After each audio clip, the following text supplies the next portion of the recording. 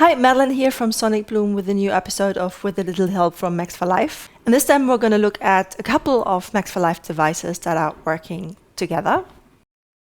And they're called Master Pitch by Kilihu. They're also free. And what we can do with them is we can pitch them up or down all together. And for this, we need to have a track pitch in each track that we want to pitch up or down. There's either the track pitch or track pitch MPE, which is necessary for devices that are MPE ready. So if you have one of those controllers, make sure you use that, otherwise the data doesn't get through. Okay, and then when we've got all of them in those tracks, then we can have the master pitch on the master track, and then we can either pitch up by an octave or down.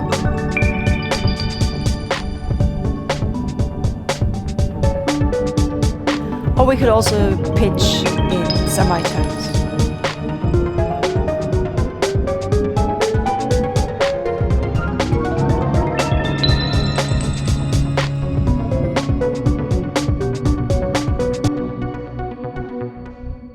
An idea to make more harmonic pitch changes is we could put it in a rack and then create variations that fit well harmonically.